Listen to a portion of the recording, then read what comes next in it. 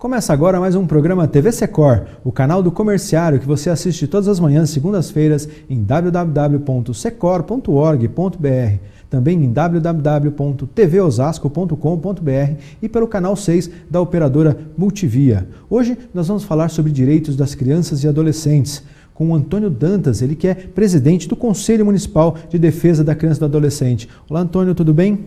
Tudo jóia, muito obrigado pelo convite, Jefferson. Nós é que agradecemos aí a presença. E para conversar aqui conosco também, Edson Bertoldo, que é diretor do nosso sindicato, diretor do Secor. Tudo bem, Edson? Tudo bem, Jefferson.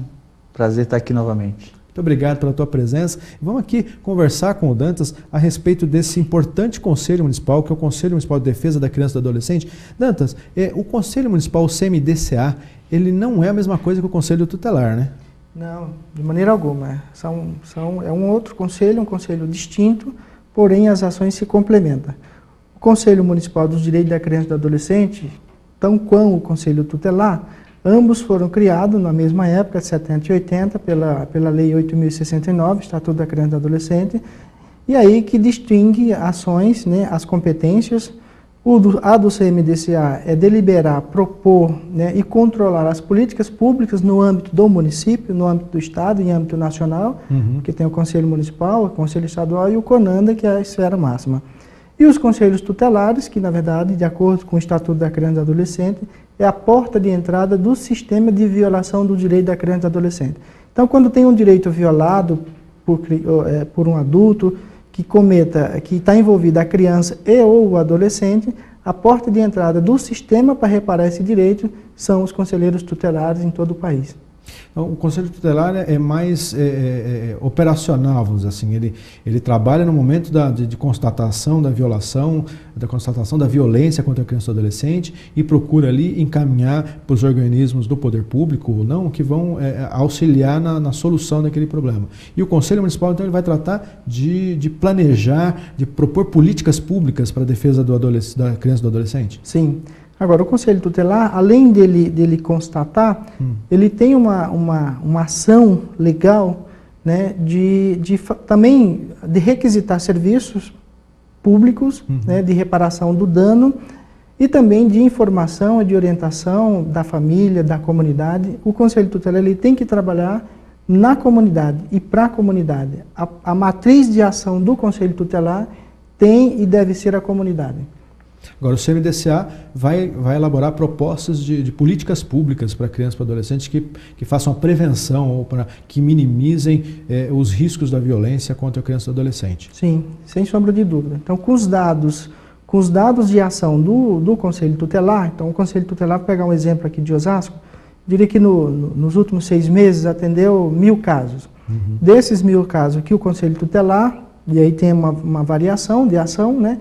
Diria que parte disso foi violência, parte disso, uma outra violência cometida, falta de vaga em creche, uma outra situação de atendimento foi a violência mais intrafamiliar dentro de casa, né?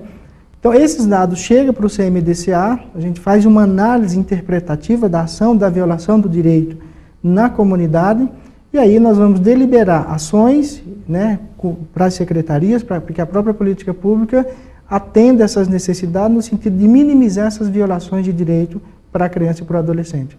Agora, para realizar esse trabalho, são necessários recursos. Então, o CMDCA ele tem um fundo que ele gerencia para destinar recursos para projetos que vão ter esta ação, esse olhar de prevenção?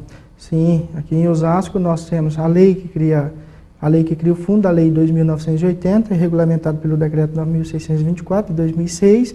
Em Osasco, a gente tem uma ação de captação de recurso com a iniciativa privada, que eu diria que nos últimos 8 anos a gente tem captado uma média aí de 8, 9 milhões ano, né? 8, 9 milhões ano. Esse valor ele tem que ser destinado para ação coletiva, para projetos, que aí as entidades sociais, o próprio governo, eles podem apresentar projeto para o CMDCA no âmbito do Conselho. A gente tem uma comissão municipal, né, aliás, 2 comissões específicas para fazer essa gestão do fundo. Uma faz a avaliação do projeto e a outra comissão acompanha a execução do objeto. né? Então, tem um edital que a gente publica todo ano, que fica aberto o ano inteiro, para que as entidades, dentro dos eixos do edital, ela possa apresentar seus projetos, não só as entidades, mas também o próprio governo possa apresentar projetos e a gente deliberar esses recursos para que vá para essas ações que minimiza e que fortalece os vínculos intrafamiliares e da convivência familiar e comunitária. A destinação ela é feita a partir de um edital, de projetos efetivamente apresentados, e aí tem todo um acompanhamento para verificar a regularidade da implementação desses projetos. Sim, tem todo um acompanhamento, tem todo um rito legal que a entidade tem que ter para ter acesso a esses recursos, né? Porque ele é recurso privado. Quando chega na conta do fundo, é uma conta específica, ele passa a ser recurso público. Então, na transferência de recursos públicos para a iniciativa privada, para as entidades sociais, a entidade ela precisa ter toda uma comprovação de regularidade fiscal de acordo com a legislação vigente. Agora, tem exemplos de projetos hoje que estão sendo executados em Osasco, Dantas? Tem. Hoje nós estamos em vias de análise, finalizando os projetos de 2013 para exercício de 2014. Eu diria que recebidos foram mais de 28 projetos, né, recebidos. Hoje nós temos projetos que estão em execução, tanto do governo como das entidades sociais. Dá um exemplo de projeto para a gente, que tipo de projeto que já tenha sido realizado, como é essa ação com recursos do CMDCA? Pegar um projeto interessante, que acho que trouxe muita visibilidade para a cidade, dois projetos interessantes. Um foi o projeto Desafio, que foi feito a gestão pela Secretaria de Esporte, inclusão social por meio do esporte, né, o projeto Desafio, que atendeu 1.580 crianças nas unidades da Secretaria de Esporte e que dessas 1.580, 80 especificamente era criança com deficiência, né, incluídas. Então, foram 2 anos de execução do projeto. Então, esse projeto foi muito interessante para a superação do esporte, que foi financiado com recurso. Um outro projeto que também é muito interessante é um projeto da Associação Mantenedoras de Mães Especiais.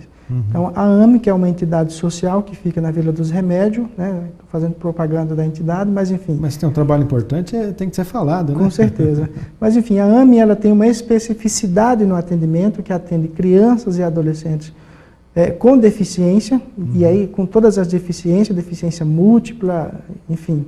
E que, às vezes, essas pessoas elas precisam ter a oportunidade de reparação do direito, né? Porque, em muitas situações, quando a criança tem uma deficiência, a família esconde a criança e a família se esconde, né? E aí, com vários tipos de preconceito. Acho que esses programas, sem sombra de dúvida, deu muita visibilidade, né? Foram exemplos para a cidade, fora outros que nós financiamos, que, inclusive, o CMDCA foi fonte de consulta do Ministério do Desenvolvimento Social, quando estava formatação o Brasil Sem Miséria. Fonte de informação da seguinte forma: como que Osasco faz a gestão da ferramenta FUNCAD, Fundo Municipal dos Direitos da Criança e do Adolescente, para poder minimizar algumas ações de violação de direito para a criança e do adolescente. Então, a utilização da ferramenta do Fundo Municipal, sem sombra de dúvida, ela traz um plus na ação das políticas públicas, uma complementariedade singular. Agora, uma das grandes preocupações do CMDCA é o trabalho infantil, né? Acompanhar, monitorar e procurar desenvolver políticas que vão reduzir aí a exploração do trabalho infantil. E no Brasil, né, há cerca de mais de 400 mil crianças, você falou um número um pouco maior, inclusive um pouco antes da gente começar o programa, 550 mil crianças, né, que estão numa situação de trabalho e algumas em condições, inclusive, de difícil detecção, que é o trabalho doméstico, né, a utilização do trabalho doméstico. O Brasil tem avançado nos últimos anos no combate ao trabalho infantil. Como é que você enxerga essa questão, a atuação do Brasil, das políticas públicas no Brasil em relação ao combate ao trabalho infantil? O Brasil, sem sombra de dúvida, tem sido uma referência para o mundo, né? E aí graças à mobilização e à mobilidade da sociedade civil. No Brasil, a última PNAD, se pegar a PNAD de 2011 e 2012, você tem 3,6 milhões de crianças trabalhando. Na faixa etária de 5 a 13 anos, você tinha 704 mil caiu para 554 mil crianças. Uma redução de 21%. Mas ainda é um universo de muitas crianças, são 554 mil, quase a população, aliás, muitas população de município, chega a ser população de região, de macro-região, mas enfim, e que a legislação brasileira proíbe qualquer trabalho, qualquer ação de crianças e adolescentes abaixo dos 14 anos de idade. Mas aí a gente tem uma quantidade muito grande de crianças trabalhando de 5 a 13 anos de idade. Você imagina uma criança com 5 anos ter que estar submetida à lógica do exercício de determinadas atividades, né? Diariamente no trabalho. Então, assim, é uma das maiores violações de direito humano que se tem, né? E o Brasil ele tem se esforçado para cumprir com todos os acordos internacionais que fez com a própria comunidade interna do Brasil, para que esses males, né? E aí o Brasil ratificou, no governo Lula, ele ratificou o acordo na Convenção de Haia, em 2010, que até 2015, 2016, se eliminaria as piores formas de trabalho infantil que existem no nosso país. E as piores formas estão desde ação de trabalho no tráfico, são atividades ilícitas, trabalho infantil doméstico e trabalho perigoso, que ainda no Brasil tem muitas crianças vivendo essa realidade. Tem a questão da exploração sexual de crianças também, que é um outro dado importantíssimo para ser combatido, né? Sim, e esse é muito mais grave, né? Você pega a situação de exploração sexual comercial, e muitas vezes eu já acompanhei vários casos no norte do país, né? Crianças de 9 anos dando à luz, uma menina, 9 anos dando à luz, vítima da exploração sexual comercial, com o consentimento da família. E aí, com o consentimento da família, e quem, às vezes, né, você tem uma situação, uma característica de quem explorava, era uma autoridade, né? Eu lembro que eu fui numa audiência pública em Belém do Pará, representando o CONANDA, em 2011, que eu fui conselheiro nacional de 2010 até 2012, né? E aonde na audiência pública, na Comissão Estadual de contra a Pedofilia, foi ofertada uma denúncia pública contra um deputado estadual que explorava crianças, né, naquele estado. Enfim, aí você precisa, de fato, uma mudança de comportamento, de proteção integral ao direito da criança e do adolescente, para que esse mal seja combatido na nossa sociedade. Certo. Dantas, a gente vai fazer agora um rápido intervalo, mas o programa TV Secor já volta. Você continua ligado, até daqui a pouco.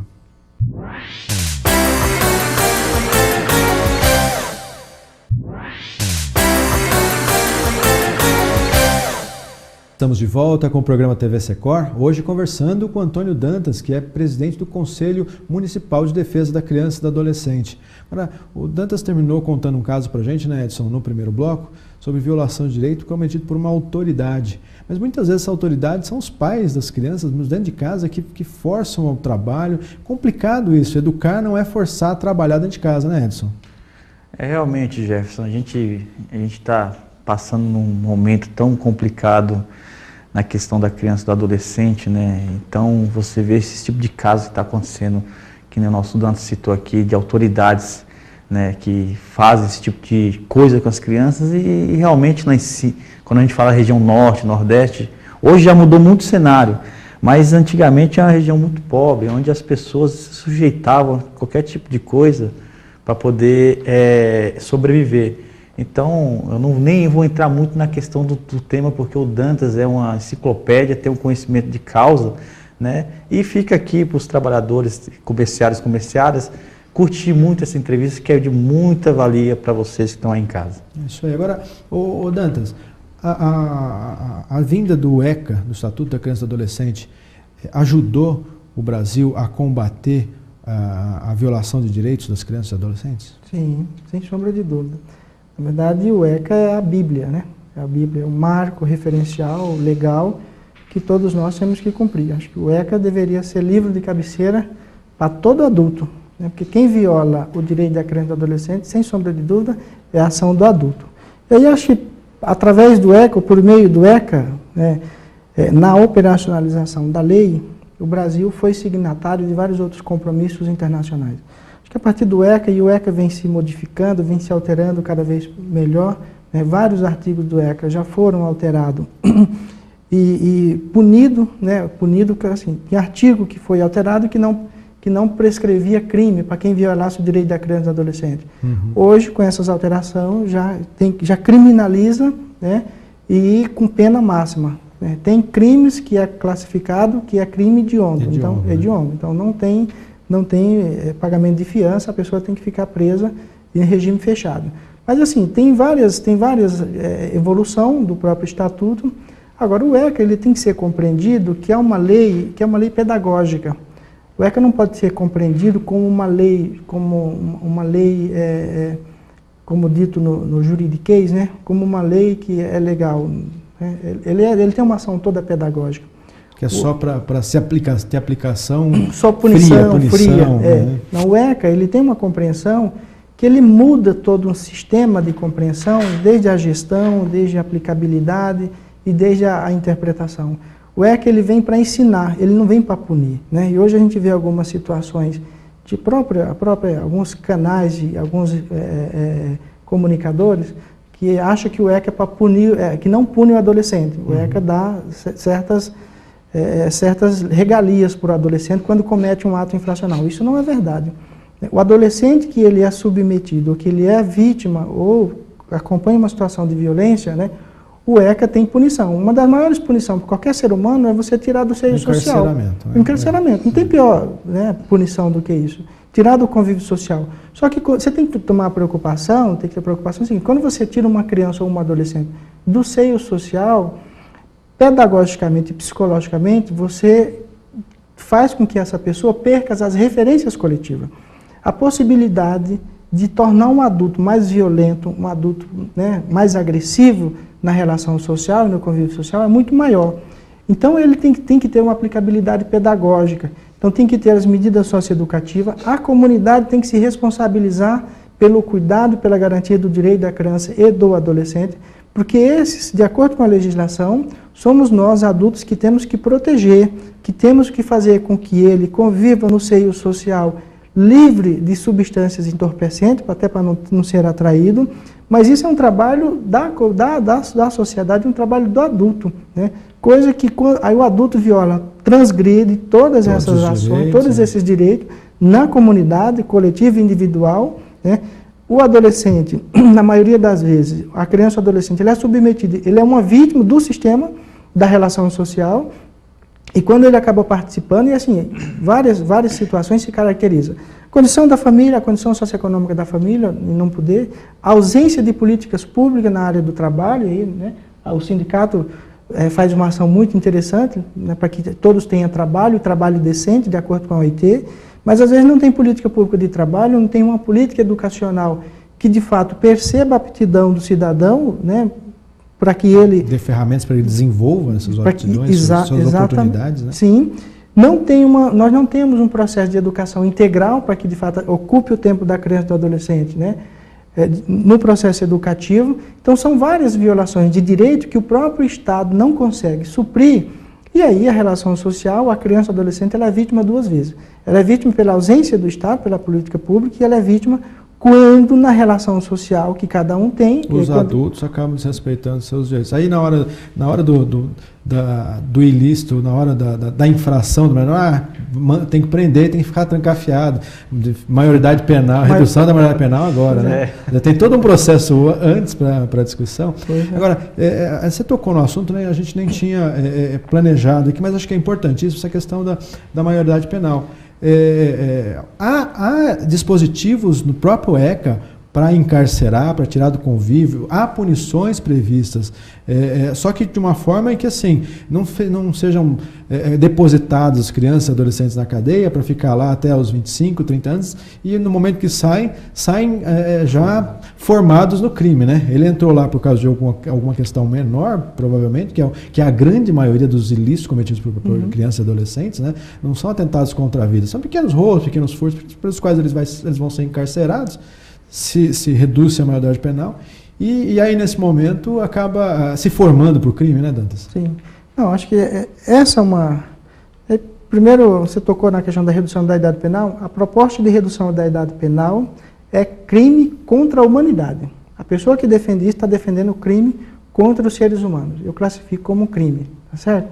E aí, assim, nesse comportamento social e nessa relação social, igual você estava dizendo, quando adolescente, e aí o ECA tem previsão e punição socioeducativa, né? A criança ou o adolescente, mas o adolescente, quando comete um ato infracional, ele tem que ter medidas socioeducativas, social educativa, né?